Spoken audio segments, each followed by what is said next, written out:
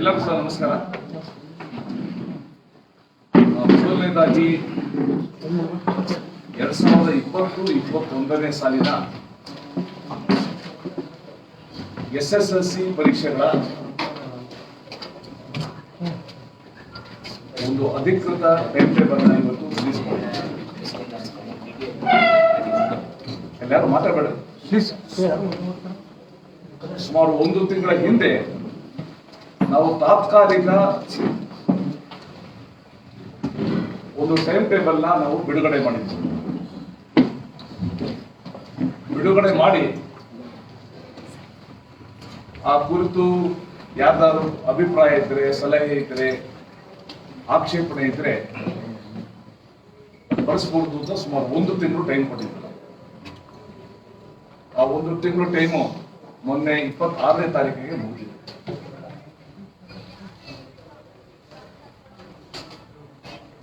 ಈ ಬಾರಿಯ SSLC ಪರೀಕ್ಷೆಗಳು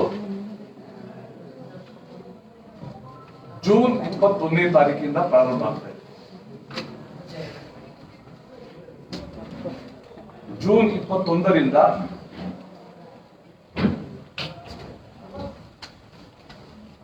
ಜುಲೈ 5ನೇ ತಾರೀಕುವರೆಗೂ ಈ ಪರೀಕ್ಷೆಗಳು ನಡೆಯುತ್ತೆ. ವಿಶೇಷವಾಗಿ ಕೋರ್ ಸಬ್ಜೆಕ್ಟ್ಸ್ ಏನಿದೆ ಆ ಎಲ್ಲ ಸಬ್ಜೆಕ್ಟ್ಗಳಿಗೆ ಕನಿಷ್ಠ 1 ದಿನದ ವಿರಾಮ ಇರೋ ರೀತಿಯಲ್ಲಿ ನೋಡ್ಕೊಂಡಿದ್ದಾರೆ.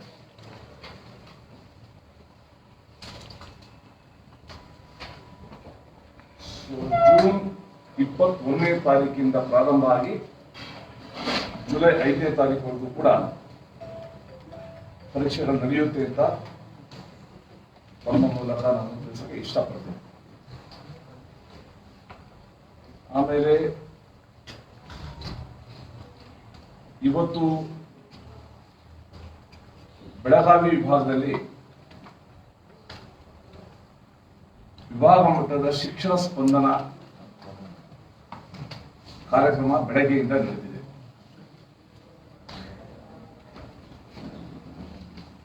ಈ ಶಿಕ್ಷಣ ಸ್ಪಂದನ ಕಾರ್ಯಕ್ರಮಕ್ಕೆ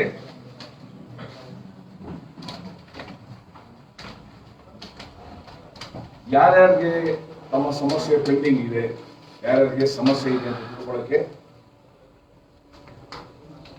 ತಾಲೂಕು ಮಟ್ಟದಲ್ಲಿ, ಜಿಲ್ಲಾ ಮಟ್ಟದಲ್ಲಿ ಮತ್ತೆ ಆಯುಕ್ತಾಲಯದ ಮಟ್ಟದಲ್ಲಿ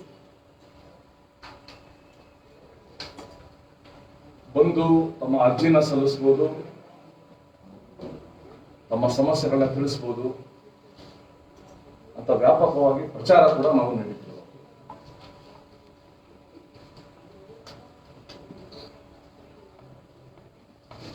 ಇವತ್ತು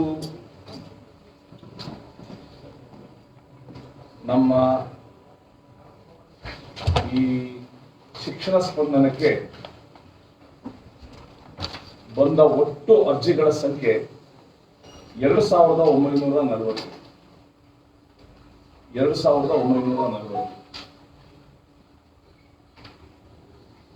ಅದರಲ್ಲಿ ಇವತ್ತೇ ಬಂದು ಅರ್ಜಿ ಕೊಟ್ಟಿರೋದು 16 ಕೂಡ ಸೇರಿದೆ.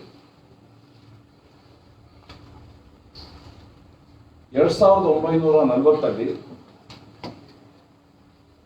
ಇವತ್ತು ಇತ್ಯರ್ಥ ಮಾಡಿ ಪರಿಹಾರ ನೀಡಿರುವ ಸಂಖ್ಯೆ 2674. 2674. ಇನ್ನು ಸುಮಾರು 266 ಅರ್ಜಿಗಳಿದೆ. ಅದರಲ್ಲಿ ಕೆಲವು DPR ಕಡೆ ಆಗಬೇಕು, ಕೆಲವರು ಫೈನಾನ್ಸ್ ಡಿಪಾರ್ಟ್ಮೆಂಟ್ ಕಡೆ ಆಗಬೇಕು. ಅದೆಲ್ಲ ಮಾಹಿತಿ ತಗೊಂಡು ಇನ್ನು ಮಿಕ್ಕಿದ್ದು ನಾವು ಮಾಡ್ತೀವಿ. I think it is a good strike rate. Language ಅಂತ ಹೇಳಬೇಕು. 2940 ಬಾಲ್ಗೆ 2674 ರನ್ ಸ್ಕೋರ್ ಮಾಡೋದು it's a good strike rate ಅಂತ ಕಾಣುತ್ತೆ. ಅದೇ ರೀತಿ PUC ನಲ್ಲಿ ಸುಮಾರು 90 ಅರ್ಜಿಗಳು ಬಂದಿತ್ತು. ಅದರಲ್ಲಿ ಈಗಾಗಲೇ ಸುಮಾರು 36 ಅರ್ಜಿನೋ ಏನೋ ಆಯಾ DDPU ಲೆವೆಲ್ ಅಲ್ಲೇ ಅವರು ಇತ್ಯರ್ಥ ಮಾಡಿದ್ದಾರೆ. ಇವತ್ತು ಇತ್ಯರ್ಥ ಮಾಡಿರೋದು ಸುಮಾರು 5 ಅರ್ಜಿಗಳು.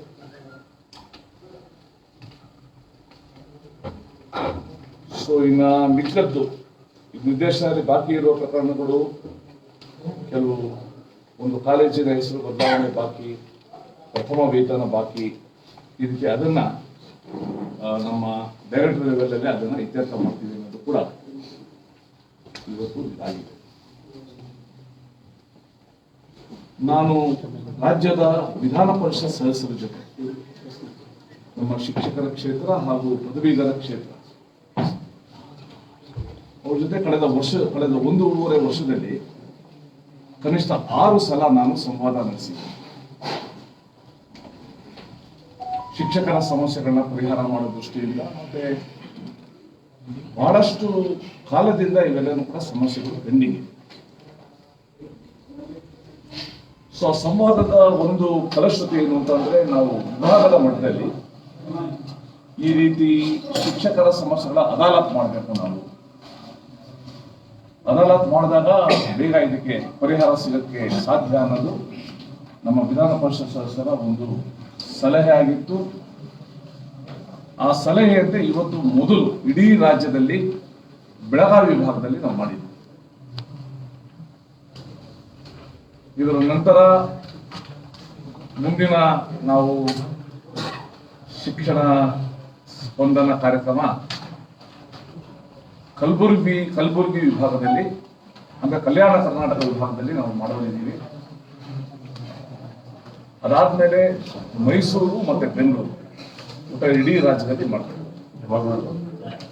ಈಗ ಸೆಷನ್ ಇರೋದ್ರಿಂದ ನಮ್ದು ಆ ಸೆಷನ್ ಬಗ್ಗೆ ಒಂದು ಡೇಟ್ ಫಿಕ್ಸ್ ಮಾಡ್ತೀನಿ, ಅವ್ರು ಕೆಲಸ ಎಲ್ಲ ಅರೇಂಜ್ಮೆಂಟ್ ಮಾಡ್ತಾರೆ.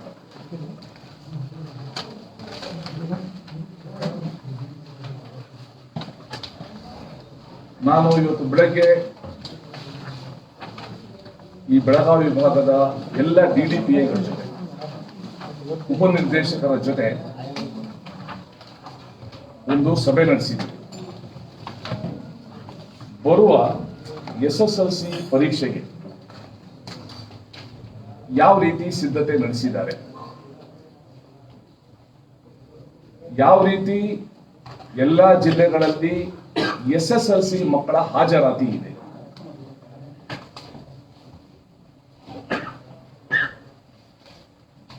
ಮತ್ತೆ ಕಳೆದ ವರ್ಷ ಬಹಳ ಕೆಳಗಡೆ ಸ್ಥಾನದಲ್ಲಿದ್ದ ಹಾವೇರಿ ಜಿಲ್ಲೆ 34ನೇ ಸ್ಥಾನ. ಸೊ ಅಲ್ಲಿ ತನ್ನ ಸ್ಥಾನನ ಸುಧಾರಣೆ ಮಾಡಕ್ಕೆ ಏನ್ ಕ್ರಮ ತಗೊಂಡಿದ್ದಾರೆ, ಇವೆಲ್ಲವನ್ನು ಕೂಡ ನಾವು ಚರ್ಚೆ ಮಾಡಿದ್ದೀವಿ. ಈ ವರ್ಷದ SSLC ಪರೀಕ್ಷೆ ಹೋದ ವರ್ಷದ SSLC ಪರೀಕ್ಷೆಗಿಂತ ಸ್ವಲ್ಪ ಭಿನ್ನ. ಯಾಕೆಂತಂದ್ರೆ ನಾವು ಜನವರಿವರೆಗೂ ಕೂಡ ತರಗತಿಗಳು ಮಾಡಕ್ಕಾಗಿಲ್ಲ. ಜನವರಿ ಆದ್ಮೇಲೆ ಶುರು ಮಾಡಿದ್ವು, ಅರ್ಧ ದಿವಸದ್ದು ಶುರು ಮಾಡಿದ್ವು, ಆಮೇಲೆ ಪೂರ್ತಿ ದಿನದ್ದು ಶುರು ಮಾಡಿದ್ವಿ. ಅದಕ್ಕೆ ಮಕ್ಕಳ ಮೇಲೆ ಯಾವುದೇ ಹೊರೆ ಆಗಬಾರ್ದು ಅಂತ ವಿಷಯ ತಜ್ಞರ ಜೊತೆ ಸೇರ್ಕೊಂಡು ಪರೀಕ್ಷಾ ದೃಷ್ಟಿಯಿಂದ ಸಿಲೆಬಸ್ ಕೂಡ ನಿಗದಿ ಮಾಡಿದ್ವಿ.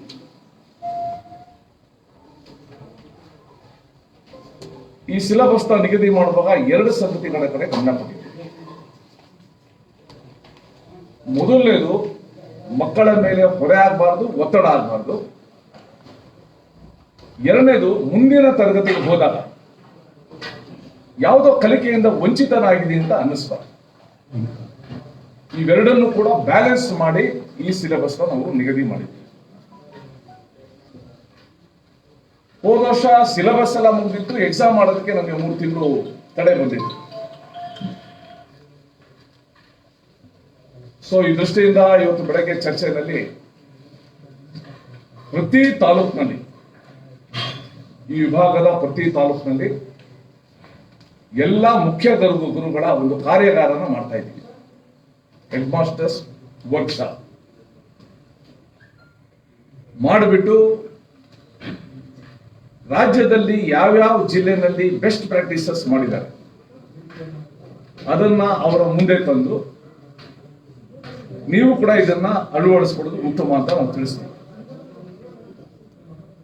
ಉದಾಹರಣೆಗೆ ಇವತ್ತು ಬೆಳಗ್ಗೆ 6:30ಗೆ ನಾನು ನಮ್ಮ ಧಾರವಾಡ DDP ಕಚೇರಿಗೆ ಹೋಗಿದೆ. ಅಲ್ಲಿ ಅವರು ಪ್ರತಿ ಶನಿವಾರ ಒಂದು ಫೋನ್ ಇನ್ ಪ್ರೋಗ್ರಾಮ್ ಮಾಡ್ತಾ ಇರೋದು ನನ್ನ ಗಮನಕ್ಕೆ ಬಂತು. ಯಾವ ರೀತಿ ಅವರು ಟೋಲ್ ಫ್ರೀ ನಂಬರ್ ತಗೊಂಡು ಯಾವುದೇ ಮಗು ಆ ನಂಬರ್ಗೆ ಫೋನ್ ಮಾಡಿ ತನಗೆ ಯಾವುದೇ ಸಬ್ಜೆಕ್ಟ್ ಬಗ್ಗೆ ಇರುವ ಸಮಸ್ಯೆ, ಸಂಶಯ, ಗೊಂದಲನ ನಿವಾರಿಸಿಕೊಳ್ಳೋ ಒಂದು ಪ್ರಯತ್ನ ಮಾಡ್ಬೋದು. ತನ್ನ ಶಾಲೆಯಲ್ಲಿ ಕೇಳಕ್ ಆಗದೇ ಇರೋ ಪ್ರಶ್ನೆನ ಈ ಫೋನ್ ಇನ್ ಮುಖಾಂತರ ಯಾವ ರೀತಿ ನಿವಾರಿಸ್ಕೊಡ್ತಾ ಇದ್ದಾರೆ. ಅದಕ್ಕೆ ಒಂದಷ್ಟು ತಜ್ಞರನ್ನ ತಯಾರು ಮಾಡಿ ಅವರು ಪ್ರತಿ ಶನಿವಾರ ಯಾವ ರೀತಿ ಮಾಡ್ತಾರೆ ಅದನ್ನು ಕೂಡ ಇಟ್ಸ್ ಅ ಗುಡ್ ಪ್ರೋಗ್ರಾಮ್.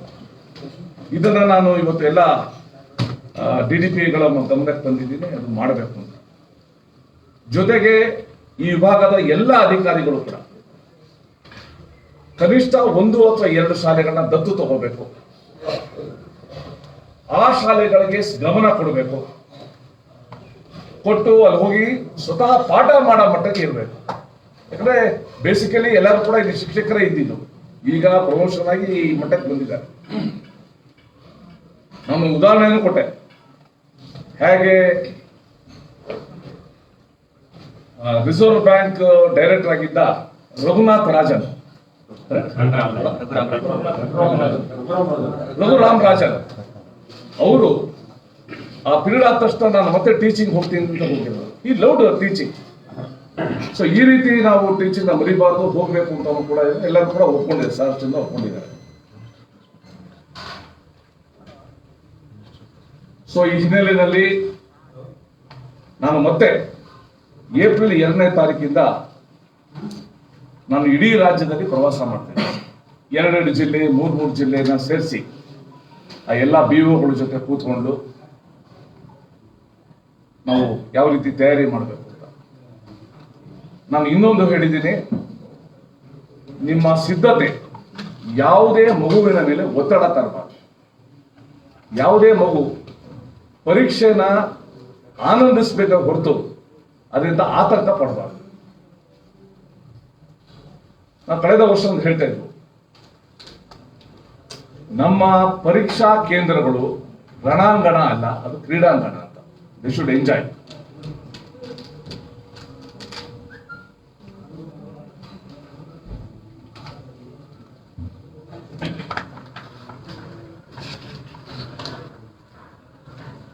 ಬಹಳಷ್ಟು ಜನ ನಮ್ಗೆ ಹೇಳ್ತಾ ಇರೋದು, ನೀವು 10ನೇ ಕ್ಲಾಸಲ್ಲಿ ಬಂದಾಗ ರಿಸಲ್ಟ್ ಕೇಳ್ತೀರ ನಮ್ಮಿಂದ, ಫೌಂಡೇಶನ್ ಸರಿ ಇರಬೇಕು, ಅವರು ಅಕ್ಷರಗಳು, ಒತ್ತಕ್ಷರ ಅದನ್ನೆಲ್ಲ ಬರೆಯೋದಕ್ಕೆ ನೀವು ಪ್ರಾಥಮಿಕ ಶಾಲೆಯಲ್ಲೇ ಒತ್ತು ಕೊಡಬೇಕು ಅಂತ. ಇನ್ಫ್ಯಾಕ್ಟ್ ನಮ್ದು ಈ ಸಲ ಐಡಿಯಾ ಇತ್ತು, ಒಂದು ಯಾವ ರೀತಿ ಮೌಲ್ಯಮಾಪನ ಮಾಡೋದು ಅಂತ. ಬಟ್ ಕೋವಿಡ್ ಅದನ್ನೆಲ್ಲ ನಾವು ಮಾಡಲಿಕ್ಕೆ ಆಗದೇ ಇರೋಂಥ ಪರಿಸ್ಥಿತಿ. ಬಟ್ ಬರೋ ಒಂದು ಶೈಕ್ಷಣಿಕ ವರ್ಷದಿಂದ ಪ್ರಾಥಮಿಕ ಹಂತದಿಂದಲೇ ನಮ್ಮ ಮಕ್ಕಳಿಗೆ ಅದು ಭಾಷೆ ಇರ್ಬೋದು, ಗಣಿತ ಇರ್ಬೋದು, ವಿಜ್ಞಾನ ಇರ್ಬೋದು, ಇದ್ರ ಬಗ್ಗೆ ಆಸಕ್ತಿ ಬರೋ ರೀತಿಯಲ್ಲಿ ಕಲಿಕಾ ಸಾಮಗ್ರಿಗಳನ್ನ ಉಪಯೋಗಿಸ್ಕೊಂಡು ನಾವು ಮಾಡಬೇಕು ಅಂತ ನಾವು ಇದ್ದೀವಿ.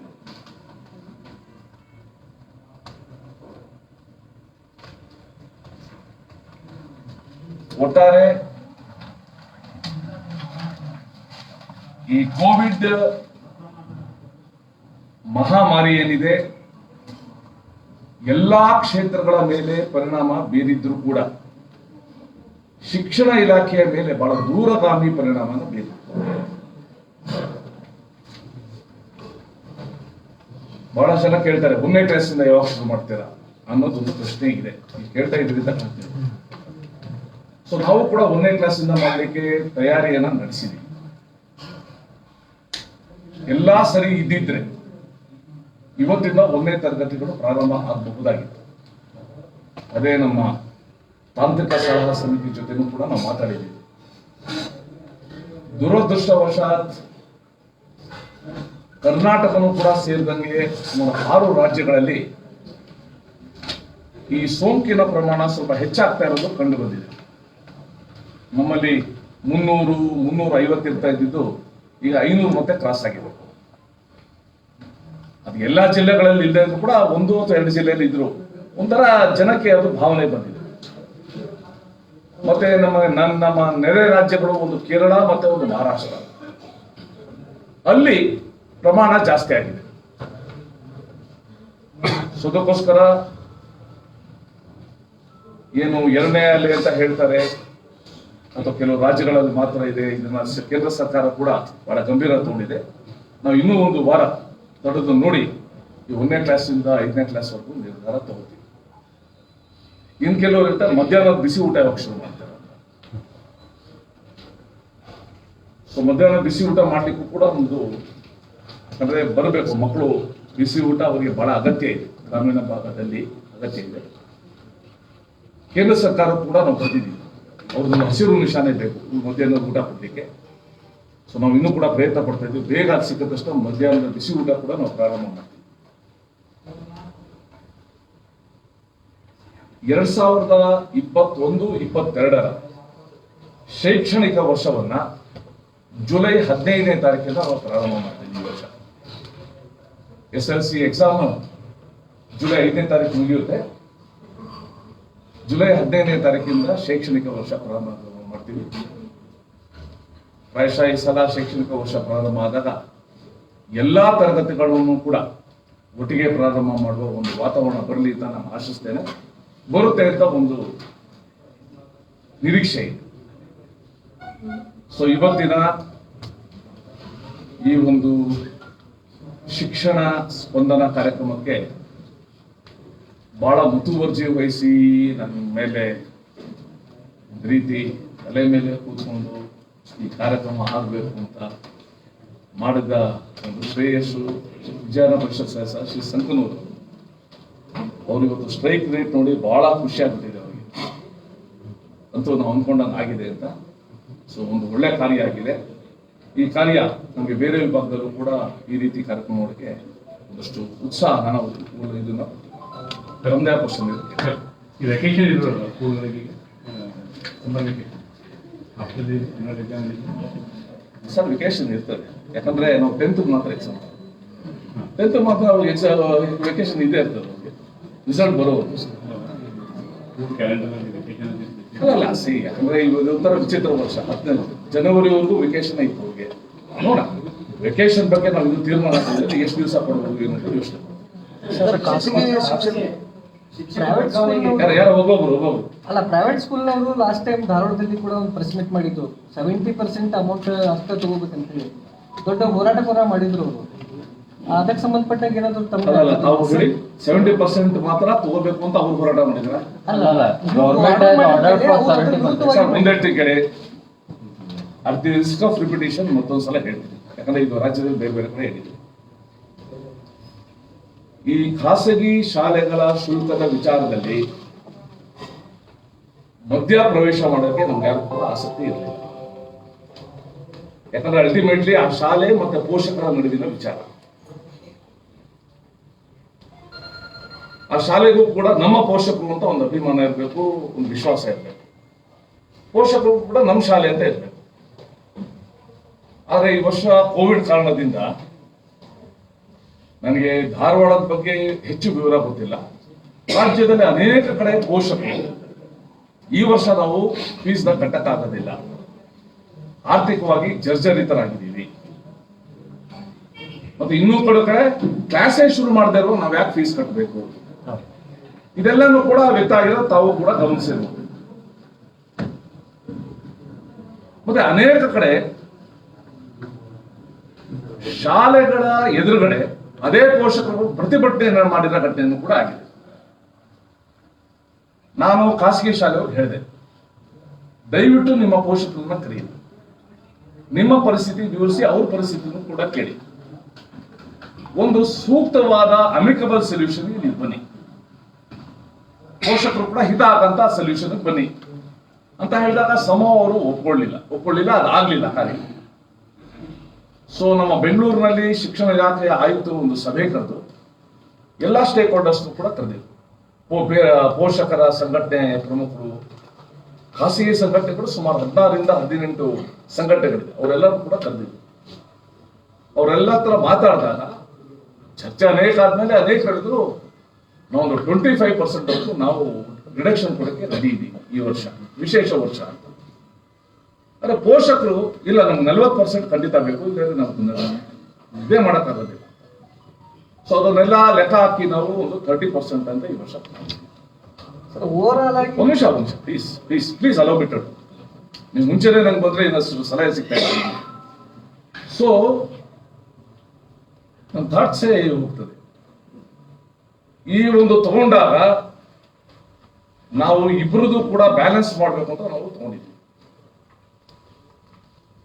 ನನಗೆ ಗೊತ್ತು ಈ ಒಂದು ಸೊಲ್ಯೂಷನ್ ಇಂದ ಯಾರಿಗೂ ಕೂಡ ಎಲ್ಲರಿಗೂ ಹಿತಕರವಾದ ಸಮಾಧಾನ ಆಗುದಿಲ್ಲ, ಎಲ್ಲರೂ ಒಪ್ಕೊಳ್ಳುವಂತ ಸೊಲ್ಯೂಷನ್ ಸಾಧ್ಯ ಇಲ್ಲ. ಮತ್ತೆ ನಮ್ಮ ರಾಜ್ಯದಲ್ಲಿ ಬೇರೆ ಬೇರೆ ಲೆವೆಲ್ ಶಾಲೆಗಳಿವೆ. 7 ಸ್ಟಾರ್ ಶಾಲೆಗಳಿಂದ ಹಿಡಿದು ದರ್ಶಿನಿ ಶಾಲೆವರೆಗೂ ಇದೆ. ಎಲ್ಲರಿಗೂ ಕೂಡ ಮಾಡಕ್ಕಾಗುದಿಲ್ಲ. ಸೊ ನಾವು ಒಂದು ಸೂಕ್ತವನ್ನ ತಗೊಂಡಿದ್ದೀವಿ. ಈಗ ಖಾಸಗಿ ಶಾಲೆಯವರು ಇದ್ರ ವಿರುದ್ಧ ಹೈಕೋರ್ಟ್ ಹೋಗಿದ್ದಾರೆ. The matter is before high court. High court ಅವರು ಸರ್ಕಾರಕ್ಕೆ ನೋಟಿಸ್ ಕೂಡ ಕೊಟ್ಟಿದ್ದಾರೆ ಅಂತ ನನಗೆ ಗೊತ್ತಾಗಿದೆ. ಸೊ ಹೈಕೋರ್ಟ್ ಅಲ್ಲಿ ಅದು ಮ್ಯಾಟರ್ ಬಂದಾಗ ನಾವು ಚರ್ಚೆ ಮಾಡ್ತೀವಿ. ಈ ವರ್ಷ ಶಿಕ್ಷಕರ ವರ್ಗಾವಣೆ ಮಾಡಬೇಕು ಅಂತ ನಾವೆಲ್ಲ ತಯಾರು ಮಾಡ್ಕೊಂಡಿದ್ವು. ನಮ್ಮ ಹೊಸ ವರ್ಗಾವಣೆ ನೀತಿ ಪ್ರಕಾರ ಮಾಡ್ಕೊಂಡಿದ್ವಿ. ನಿಮ್ಗೆ ಗೊತ್ತು, ಹಿಂದೆ ಕಡ್ಡಾಯ ವರ್ಗಾವಣೆ ಅಂತ ಮಾಡಿದಾಗ ಅನೇಕ ಶಿಕ್ಷಕರಿಗೆ, ವಿಶೇಷವಾಗಿ ಮಹಿಳಾ ಶಿಕ್ಷಕಿಯರಿಗೆ ತುಂಬಾ ತೊಂದರೆ ಆಗಿದೆ. ಅವ್ರಿಗೆ ಸುಮಾರು 300ರಿಂದ 350 ಕಿಲೋಮೀಟರ್ ದೂರ ಹೋಗಿ ಹೊಸ ಮನೆ, ಹೊಸ ಸಂಸಾರ ಮಾಡ್ಲಿಕ್ಕಾಗದೆ ಬಹಳ ಕಷ್ಟಪಟ್ಟಿದ್ದಾರೆ. ಅದಕ್ಕೆ ನಾವು ಒಂದು ಮಾತು ಕೊಟ್ಟಿದ್ವಿ, ವರ್ಗಾವಣೆ ನೀತಿ ಬಂದ್ಮೇಲೆ ನೀವು ಒಂದು ಸಲ ಆಪರ್ಚುನಿಟಿ ಕೊಡ್ತೀವಿ, ನೀವು ಹತ್ರ ಇರೋ ಜಾಗಕ್ಕೆ ಹೋಗಿ ಒಂದು ಆಪರ್ಚುನಿಟಿ ಕೊಡ್ತೀವಿ ಅಂತ ನಾನು ಹೇಳಿದ್ವಿ. It's a promise made. Council ಅಲ್ಲಿ ಮತ್ತೆ ಅಸೆಂಬ್ಲಿಲಿ ಕೂಡ ನಾನು ಇದು ಹೇಳಿದ್ದೆ. ಯಾಕಂದ್ರೆ ನಂದೊಂದು ಥಿಯರಿ ಇದೆ, ಇಷ್ಟಪಟ್ಟು ಯಾರು ಒಂದು ಜಾಗ ಹೋಗ್ತಾರೆ ಚೆನ್ನಾಗಿ ಕಷ್ಟಪಟ್ಟು ಹೋದ್ರೆ ಅವ್ರಿಗೆ ಪಾಠ ಮಾಡೋಕ್ಕೆ ಮೂಡು ಇರೋದಿಲ್ಲ. ಸೊ ನಾವು ಟ್ರಾನ್ಸ್ಫರ್ಸ್ ಮಾಡುವಾಗ ಇವ್ರಿಗೆ ಒಂದು ಅವಕಾಶ ಕೊಡ್ತೀವಿ. ಅದನ್ನ ಪ್ರಶ್ನಿಸಿ 16ನೇ ಇಸ್ವಿನಲ್ಲಿ ವರ್ಗಾವಣೆ ಆಗಿರೋರು CAT ಹೋಗಿದ್ದಾರೆ. KT ನಮ್ಮ ಆದೇಶವನ್ನ ಯಾರಿಗೆ ನಾವು ಒಂದು ಆಪರ್ಚುನಿಟಿ ಕೊಡೋದನ್ನ ಕ್ವಾಶ್ ಮಾಡಿದ್ವಿ. ಈಗ ನಾವು we have question it before the high court. ಯಾಕಂದ್ರೆ ಇದೊಂದು promise made before the in the house. ಅದು ಈ ವಾರದಲ್ಲಿ ಬರ್ಬೋದು. ಅದು ಬಂದಾಗ ನಾವು ಇಲ್ಲ, ಇನ್ನೂ ಟೈಮ್ ಇದೆ, ಅಷ್ಟರೊಳಗಡೆ. ಸರ್, ಈಗ SDMC ಸದಸ್ಯರಿಂದ ಸಾಕಷ್ಟು ಸ್ಕೂಲ್ಗಳಲ್ಲಿ ಮಹಿಳಾ ಶಿಕ್ಷಕರಿಗೆ ಅದು ಸ್ಪೆಷಲ್ ಆಗಿ ಬಹಳ ಕಿರುಕುಳ ಇದೆ ಅಂತ ಒಂದಿಷ್ಟು ಆರೋಪಗಳಿವೆ ಸರ್. ಅಲ್ಲ ಅಂದ್ರೆ ಬರೀ ಅಷ್ಟೇ ಸರ್, ಬೇರೆ ಅನ್ಫಾರ್ಚುನೇಟ್ಲಿ ಆ ಪ್ರಕರಣಗಳು ಕೆಲವು ಕಡೆ ನಡೆದಿದೆ. ಅದು ಎಲ್ಲ ಕಡೆ ನಡೆದಿದೆ ಅಂತ ನಮ್ಮ ಹತ್ರ ಇರೋ ಪ್ರಕರಣ. ಇದರಲ್ಲಿ ಅನೇಕ ಶಾಲೆಗಳಲ್ಲಿ SDMC ಮೆಂಬರ್ಸ್ ಬಹಳ ಅಕ್ಕರೆಯಿಂದ ಶಾಲೆಗಳನ್ನ ನೋಡ್ಕೊಳ್ತಾ ಇದ್ದಾರೆ. ಈ ಕೆಲವು ಪ್ರಕರಣಗಳು ಬಂದಾಗ ನಾವು ಕೂಡಲೇ ಕ್ರಮವನ್ನು ತಗೊಂಡಿದ್ದೀವಿ. ನಿಮಗೆ ಬೈಂದೂರ್ದು ಒಂದು ಘಟನೆ ಗೊತ್ತಿರಬೇಕು. ಬೈಂದೂರ್ದು ನಮ್ಮ ಗಮನಕ್ಕೆ ಬಂದಾಗ ಅಲ್ಟಿಮೇಟ್ಲಿ ಒಬ್ಬ ಯಾರು ತುಂಬಾ ಹ್ಯಾರಾಸ್ ಮಾಡ್ತಾ ಇದ್ದ ಮಹಿಳಾ ಶಿಕ್ಷಕಿಗೆ ಒಬ್ಬ ಅರೆಸ್ಟು ಕೂಡ ಮಾಡಿಸಿದ್ರು. ಆ ಮಟ್ಟಕ್ಕೆ ನಾವು ಹೋದ್ವು. SDMC ಮಾಡಿರೋ ಉದ್ದೇಶ ಬಹಳ ಮುಖ್ಯ. ಇದು ಕಮ್ಯುನಿಟಿ ಓನ್ಡ್ ಇರಬೇಕು, ಇದು ಸಮುದಾಯ ನಮ್ದು ಅಂತ ಹೇಳಬೇಕು. ಅವಾಗ ಚೆನ್ನಾಗಿ ನಡೀತದೆ. ನಾವು ಎಷ್ಟೇ ಫಂಡು ಏನೋ ಕೊಟ್ಟರು ಕೂಡ ಸಮುದಾಯದ ಒಂದು ಮಾಲೀಕತ್ವ ಇದ್ದರೆ ಶಾಲೆಗಳು ಸಹ ನಡೆಯೋದು ಕಷ್ಟ ಅಂತ ನಂಬ್ತೀವಿ. ಈ ರೀತಿ ಪ್ರಕರಣ ಬಂದಾಗ ನಾವು ಖಂಡಿತ ಕ್ರಮ. ಸರ್, ಪ್ರತಿ ವರ್ಷ ಎಜುಕೇಶನ್ ಡಿಪಾರ್ಟ್ಮೆಂಟ್ ಬಜೆಟ್ ಅಲ್ಲಿ ಫಂಡ್ಸ್ ಕಡಿಮೆ ಹಾಕೊಂತ ಹೋಗ್ತಾ ಇದೆ. ವಾಟ್ ವಿಲ್ ಬಿ ಯುವರ್ ಪ್ರತಿ ವರ್ಷ ಕಡಿಮೆ ಆಗ್ತಿದೆ ಅಂತ ಸಾಲದು. ಪ್ರತಿ ವರ್ಷ ಕೊಡೋದು ಪ್ರತಿ ವರ್ಷ ಕಡಿಮೆ ಆಗ್ತಾ ಇದೆ ಅನ್ನೋಕ್ಕಿಂತ ಪ್ರತಿ ವರ್ಷ ಕೊಡೋದು ನಮ್ಗೆ ಸಾಲ್ತಾ ಇಲ್ಲ, ಗೊತ್ತಲ್ಲ. ಯಾಕಂದ್ರೆ ನಮ್ಗೆ ಎಷ್ಟೇ ಅನುದಾನ ಕೊಟ್ಟರು ಕೂಡ ಅದರಲ್ಲಿ 80% ಸಂಬಳಕ್ಕೆ ಹೋಗ್ತದೆ. ಇನ್ನು ಮಿಕ್ಕಿದ ದುಡ್ಡಲ್ಲಿ ನಾವು ಬೇರೆ ಬೇರೆ ಸವಲತ್ತುಗಳೆಲ್ಲ ಕೊಡಬೇಕು. ಇಂಪ್ರೂವ್ಮೆಂಟ್ ಮಾಡೋಕ್ಕೆ ನಮ್ಗೆ ಸಾಲ್ತಾ ಇಲ್ಲ. ಈ ವರ್ಷ ನಾವು ಬೇರೆ ಬೇರೆ ಯೋಜನೆಗಳನ್ನ ಇಟ್ಟು ಮುಖ್ಯಮಂತ್ರಿಗಳ ಮುಂದೆ ಇಟ್ಟಿದ್ದೀವಿ. ಈ ವರ್ಷದ ಆರ್ಥಿಕ ಪರಿಸ್ಥಿತಿಯಲ್ಲಿ ಏನ್ ಬರುತ್ತೆ ಅಂತ ನಿಮ್ ಜೊತೆ ನಾನು ಕೂಡ ಮಾರ್ಚ್ 8ನೇ ತಾರೀಕು ನೋಡ್ತೀನಿ. ಕೊರೋನಾ ಎಫೆಕ್ಟ್ ಇಂದ ಖಾಸಗಿ ಶಾಲೆಗಳ ಮಕ್ಕಳು ಸಾಕಷ್ಟು ಜನ ಸರ್ಕಾರಿ ಶಾಲೆಗಳಿಗೆ ಬರ್ತಾ ಇದ್ದಾರೆ. ಎಷ್ಟು % ಬಂದಿದ್ದಾರೆ ಅವರು? ಇಲ್ಲ, ಓವರಾಲ್ ತುಂಬಾ ಅಂತ ಗಣನೀಯವಾಗಿಲ್ಲದೆ ಅವರು ಕೂಡ ಗಮನಾರ್ಹ ಸಂಖ್ಯೆಯಲ್ಲಿ ಬಂದಿದ್ದಾರೆ. ಓಕೆ, ಇವತ್ತು ನಾವು ಬೆಳಗಾವಿ ವಿಭಾಗದಲ್ಲೇ ನೋಡಿದಾಗ ಸುಮಾರು 3,500ಕ್ಕಿಂತ ಹೆಚ್ಚು ಮಕ್ಕಳು ಸರ್ಕಾರಿ ಶಾಲೆಗಳಿಗೆ ಬಂದಿದ್ದಾರೆ. ಇಡೀ ರಾಜ್ಯದಲ್ಲಿ ನನಗೊತ್ತಿರೋ ಪ್ರಕಾರ ಸುಮಾರು 1.25 ರಿಂದ 1.5 ಲಕ್ಷ ಮಕ್ಕಳು ಸರ್ಕಾರಿ ಶಾಲೆಗೆ ಬಂದಿದ್ದಾರೆ. ಇದಕ್ಕೆ ಬೇರೆ ಬೇರೆ ಕಾರಣ ಇದೆ. ಒಂದು, ಪೋಷಕರಿಗೆ ಶುಲ್ಕ ಭರಿಸಕ್ಕಾಗದೇ ಇರೋ ಶಕ್ತಿ. ಎರಡನೇದು ಅವ್ರು ವಲಸೆ ಹೋಗಿರೋದ್ರಿಂದ ಅಲ್ಲಿರೋ ಶಾಲೆಗೆ ಅವ್ರನ್ನ ಸೇರಿಸಿದ್ದಾರೆ. ಈಗ ನಮ್ಮ ಮುಂದೆ ಇರೋ ಸವಾಲು ಅವ್ರು ಬಂದವ್ರನ್ನ ನಮ್ಮ ಶಾಲೆಗೆ ಹಿಡಿದಿಟ್ಕೋಬೇಕು. ನಾವು ಕೊಡೋ ಶಿಕ್ಷಣ, ನಾವು ಕೊಡೋ ಸವಲತ್ತು ಅವ್ರಿಗೆ ಅನ್ಸ್ಬೇಕು ಇದು ಕೂಡ ನಮ್ಮ ಶಾಲೆ ಚೆನ್ನಾಗಿದೆ. ಇಲ್ಲೇ ನಮ್ಮ ಶಿರ್ಸಿಗೆ ಹೋಗಿದ್ದೀನಿ, ಸಾಗರದ ಹತ್ರ ಹೋಗಿದ್ದೀನಿ. CBSE ಶಾಲೆನ ಬಿಟ್ಟು ನಮ್ಮ ಶಾಲೆಗೆ ಸೇರಿದ್ದಾರೆ. ಈ ಶಾಲೆ ಚೆನ್ನಾಗಿದೆ, ನಲ್ಲಿ ಕಲಿ ಇದೆ, ನಾವು ಚೆನ್ನಾಗಿ ಕಲಿಬಹುದು ಅಂತ ಪೋಷಕರು ಕೂಡ ಅನಿಸಿದೆ. ಅದು ಒಂದು ನಮಗೊಂದು ಅವಕಾಶ ಮತ್ತೆ ಒಂದು ಸವಾಲು. ಒಳ್ಳೆ ಈ ಬೆಳಗಾವಿ ವಿಭಾಗದಲ್ಲಿ 8,000 ಮಕ್ಕಳು ಸರ್ಕಾರಿ ಶಾಲೆಗೆ ಸೇರಿದ್ದಾರೆ. SSLC ಎಕ್ಸಾಮ್ ಅಲ್ಲಿ ಡಿಸ್ಟ್ರಿಕ್ಟ್ ವೈಸ್ ರ್ಯಾಂಕಿಂಗ್ ಕೊಡ್ತಾರೆ. ಎಷ್ಟು ಮಟ್ಟಿಗೆ ಸೈಂಟಿಫಿಕ್ ಆಗಿ ಕರೆಕ್ಟ್ ಇದೆ ಅಂದರೆ absolute percentage last year, this year. That should be the criteria. That's a real yardstick. ಅಲ್ಲ, ಇದು ನಾವು ಇದನ್ನ ನಾವು ಚರ್ಚೆ ಮಾಡ್ತಾ ಇದ್ದೀವಿ, ಯಾವ ಎಷ್ಟು ಮಟ್ಟಿಗೆ ಅದು ಸೂಕ್ತ, ಯಾವ ರೀತಿ ಅದು ಎಲ್ಲೋ ಒಂಥರ ಸ್ವಲ್ಪ ಕಾಂಪಿಟೇಷನ್ ಇದೆ. ಆ ಕಾಂಪಿಟೇಷನ್ ಇರೋದ್ರಿಂದನೇ ನಮ್ದು ಒಂದು ಜಿಲ್ಲೆ 24ನೇ ಸ್ಥಾನದಲ್ಲಿ ಇದ್ದಿದ್ದು 13ನೇ ಸ್ಥಾನಕ್ಕೆ taking many things consider. Sir, ಜೀವನ ಶಿಕ್ಷಣ ಮಾಸಪತ್ರಿಕೆ ಸರ್, ನೀವು ಅಂದರೆ ಪ್ರೈಮರಿ ಲೆವೆಲಲ್ಲಿ ವಾಂಟ್ ಟು ಲೇ ಅ ಗುಡ್ ಫೌಂಡೇಶನ್ ಅಂತ ಇದ್ದೀರಾ. It has been one of the best magazine. But fund crunch ಇಲ್ಲಿಂದ ಅಲ್ಲ, ಇವತ್ತು ನಾನು ನೋಡಿದೆ, ಇವತ್ತು ಆ ಜೀವನ ಶಿಕ್ಷಣ ಮ್ಯಾಗಝೈನ್ದು ಪ್ರತಿಗಳನ್ನು ಕೂಡ ನೋಡಿದೆ, ಜೊತೆಗೆ 1865ನೇ ಪ್ರತಿನೂ ಕೂಡ ನೋಡಿದೆ. ಪ್ರತಿದು ಮೊದಲನೇ ಪೇಜೆ ನೋಡ್ಬಿಟ್ಟು ನನಗೆ ಬಹಳ ಸಂತೋಷ ಆಗಿದೆ. ಸೊ ಅದಕ್ಕೋಸ್ಕರ ಯಾವ ರೀತಿ ಅನುದಾನ ಒದಗಿಸೋದು, ಮತ್ತೆ ಅದ್ರಲ್ಲಿ ಬಹಳ ಒಳ್ಳೊಳ್ಳೆ ಅಂಶಗಳಿದೆ. ಪ್ರತಿ ಇಶ್ಯೂನಲ್ಲಿ ಒಳ್ಳೊಳ್ಳೆ ಅಂಶ ಇದೆ. ಅನುದಾನ ಯಾವ ರೀತಿ ಒದಗಿಸೋದು ಅಂತ ನಾನು ಖಂಡಿತ ಗಮನಿಸ್ತೇನೆ. ಆಯುಕ್ತರು ವರ್ಗಾವಣೆಗೆ ಸಂಬಂಧಪಟ್ಟಾಗ ಯಾಕೆ ಅದು ಮುಗ್ದಾದೆ ಸರ್ ಲಾಸ್ಟ್ ಟೈಮ್ ಯಾಕೆ ಯೂಟರ್ನ್ ಆಗಲಿ ಕ್ಲೋಸ್ ಚಾಪ್ಟರ್ ಬಿಡಿ. ಲಾಸ್ಟ್ ಟೈಮ್ ಮಾಳ್ಗಿಯವ್ರ ಮನೆಗೆ ಹೋಗಿದ್ರಲ್ಲ ಸರ್, ಅದು ಕೇಸ್ ಏನಾಗ ಸರ್? ಲಾಸ್ಟ್ ಟೈಮ್ ಧಾರವಾಡಕ್ಕೆ ಬಂದಾಗ ನೀವು ಮಾಳ್ಗಿಯವ್ರ ಮನೆಗೆ ನೀವು ಮಾಳ್ಗೆ ಅವ್ರ ಮನೆಗೆ ಅಲ್ಲ, ಮಾಳಿಗೆಯವ್ರ ಮನೆಗೆ ಹೋಗಿದ್ವು ಅಂತ ಹೇಳಿದ್ರು. ಅವ್ರದ್ದು ಸ್ವಯಂ ನಿವೃತ್ತಿ ಅರ್ಜಿ ಸರ್ಕಾರ ಮಂಜೂರು ಮಾಡಿ ಮಾನ್ಯ ಸಚಿವರು ಅದನ್ನ ಅವ್ರ ಮನೆಗೆ ತೆಗೆದುಕೊಂಡು ಹೋಗಿ ಅವರಿಗೆ ಅದನ್ನ ಒಪ್ಪಿಸಿದ್ರು. ಆದ್ರೆ ಅವ್ರದ್ದು ಡಿಮ್ಯಾಂಡ್ ಏನಿದೆ ಅಂದ್ರೆ ಅವ್ರ ಮನೆಯಲ್ಲಿ ಒಂದು ಅನುಕಂಪ ನೇಮಕಾತಿ ಕೊಡಬೇಕು ಅಂತ ಅವ್ರದ್ದು ಒಂದು ಡಿಮ್ಯಾಂಡ್ ಇದೆ. ಅವರು ಸ್ವಯಂ ನಿವೃತ್ತಿ ಅರ್ಜಿ ತೆಗೆದುಕೊಂಡ್ರು ಅದನ್ನ ಅಂಗವಿಕಲ ಆಯೋಗಕ್ಕೆ ಅದನ್ನ ಚಾಲೆಂಜ್ ಮಾಡಿದ್ದಾರೆ.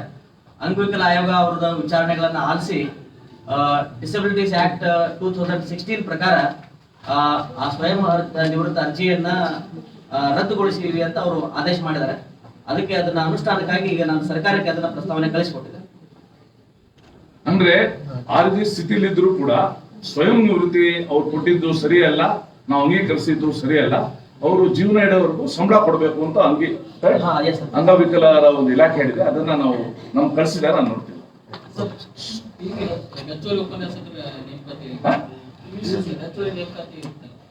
ಹೆಚ್ಚುವರಿ ಉಪನ್ಯಾಸಕರು ಇನ್ನೂ ನಾವು, ಯಾಕಂದ್ರೆ ಮೊನ್ನೆ ತಾನೇ ನಾವು 1200 ಉಪನ್ಯಾಸಕರಿಗೆ ಕೌನ್ಸಿಲಿಂಗ್ ಮಾಡಿ ಕಳಿಸಿದೀವಿ. ಹೆಚ್ಚುವರಿ ಉಪನ್ಯಾಸಕರು ಪ್ರಪೋಸಲ್ ಬರಬೇಕು ನಮಗೆ PUC ಇಂದ, ಕೊಟ್ಟ ಮಾಡಿ. Thank you very much.